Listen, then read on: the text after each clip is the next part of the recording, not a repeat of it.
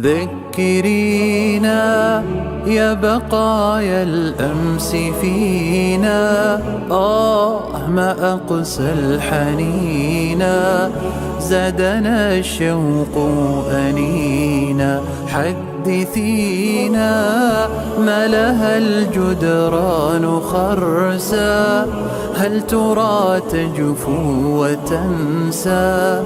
غربة الأرواح أقسى. ذكرينا يا بقايا الأمس فينا، ما أقسى الحنينا، زادنا الشوق أنينا.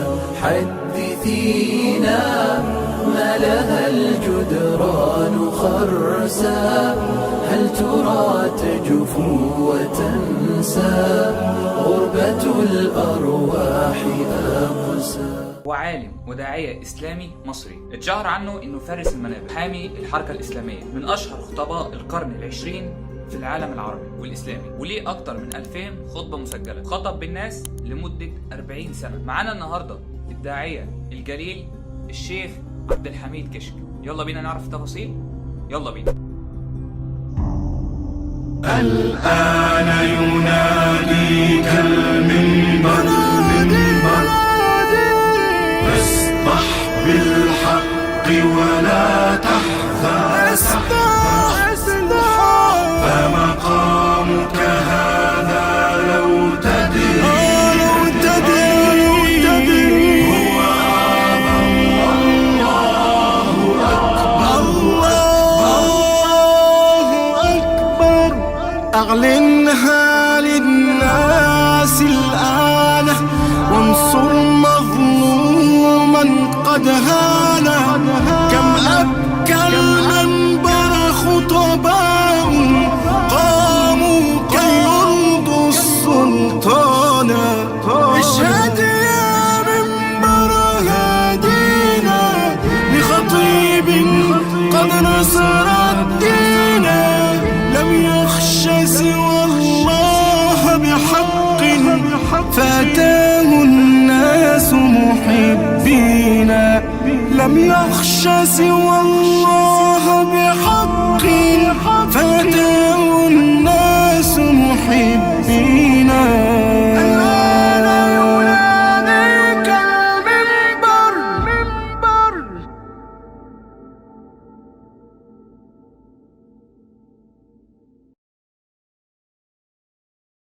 هنا مدرسة محمد صلى الله عليه وسلم، يقول فيها الحبيب المصطفى: البر لا يبلى، والذنب لا ينسى، والديان لا يموت. اعمل ما شئت كما تدين تدان. ويقول ايضا: كل ابن ادم خطاء، وخير الخطائين التوابون. اتولد الشيخ عبد الحميد بن عبد العزيز كشك في شبرا خير بمحافظة البحيرة يوم الجمعة 13 ذو القعدة 1351 من الهجرة، الموافق ل 10 مارس 1933. تعدي السنين لحد ما يجي وهو عنده 6 سنين يجيله مرض في عينه، تروح عينه الشمال. حفظ القرآن الكريم وهو ما تمش ال10 سنين، عشان بعد كده يلتحق بالمعهد الديني بمحافظة الإسكندرية، عشان يجي في تانية ثانوي يحصل على تقدير 100%، زيها برضه في الشهادة الثانوية الأزهرية. كان ترتيبه الأول على الجمهورية، عشان في السنة دي تروح عينه اليمين ويصبح كفيف. التحق بكلية أصول الدين جامعة الأزهر، كان الأول على الكلية في فترة الدراسة، وكان بجانب الدراسة كان بيقوم مقام الأساتذة، كان بيشرح للطلبة زمايله اللي هم مش فاهمين، وده كان بتكليف من الأساتذة ذات نفسهم، اللي كان كتير منهم بيعرض عليه مادته العلمية الأول قبل ما يدرسها للطلبة، وبالذات في النحو والصرف. تعين الشيخ عبد الحميد كشك معيد بكلية أصول الدين جامعة الأزهر، وده كان سنة 1957، ولكنه ما اداش غير محاضرة واحدة بس للطلبة، وبعدها راح أعلن استقالته وتوجه للخطابة والمنابر. أيلي أمرنا ويحصل عنا؟ فقال لها أمير المؤمنين: لا عليك بأس يا أمة الله، أتدرين لما أرسلت إليك؟ قالت: خيرا يا أمير المؤمنين. قال لها: بكم تبيعين مظلمتك؟ لا إله إلا الله.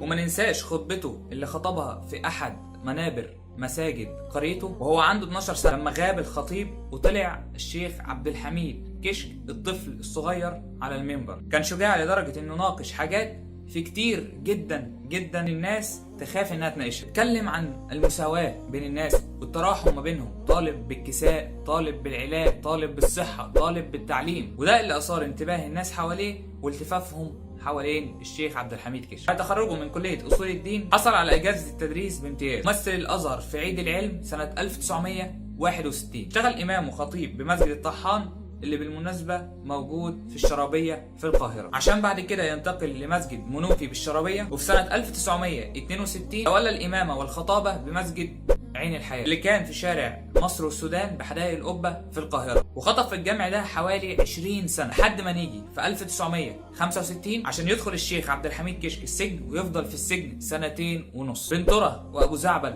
والسجن الحربي، ولا أقول لك الزنزانة رقم 19 في سجن القلعة. اتعرض للتعذيب رغم انه كان كفيل. رغم ده كله احتفظ بوظيفته امام لمسجد عين الحياة. بالمناسبة اتشهر بمسجد الشيخ كشك. سنة 1972 بدأ الشيخ يكثف خطب، كان بيحضر للشيخ حشود كبيرة جدا جدا من المصلين عشان يصلوا بس ورا الشيخ كشك، وعشان يسمعوا خطب الشيخ كشك وكلام الشيخ كشك ويتمتعوا باللي كان بيقوله الشيخ كشك. ومن سنة 1976 بدأ الاصطدام بالحياة السياسية، وبالذات من ناحية الفساد في مصر، من الناحية الاجتماعية والفنية والحياة العامة. واتسجن في 1981 وافرجوا عنه سنة 1982، وما رجعش من مسجده اللي كان بيخطب فيه، بالعكس ده اتمنع من الخطابة والإمامة وطلع بمعنى أصح طلعوه على المعاش. تعرض الشيخ كشك في الفترة دي لعذاب شديد جدا جدا. ساب أثر التعذيب ده علامات على جسم الشيخ كشك. قبل وفاته وفي يوم الجمعة قبل ما يصلي صلاة النافلة قال لزوجته رؤيا، وهي رؤية النبي صلى الله عليه وسلم. رأى في منامه الرسول صلى الله عليه وسلم بيقول له سلم على عمر، فسلم عليه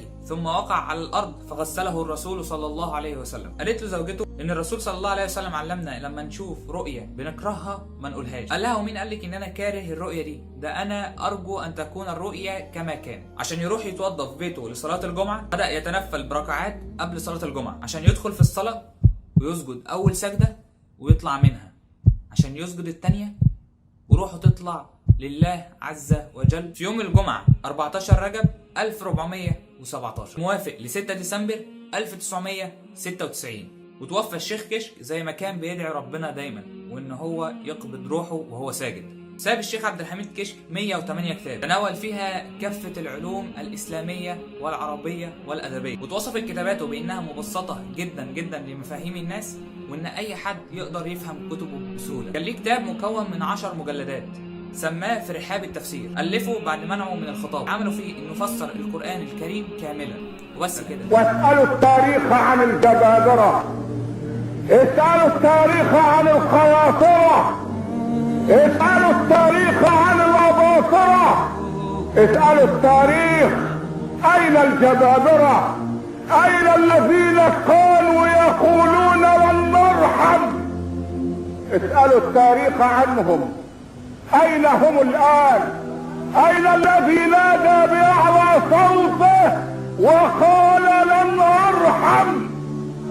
اسألوا التاريخ عن هؤلاء، اسألوا التاريخ عن هؤلاء.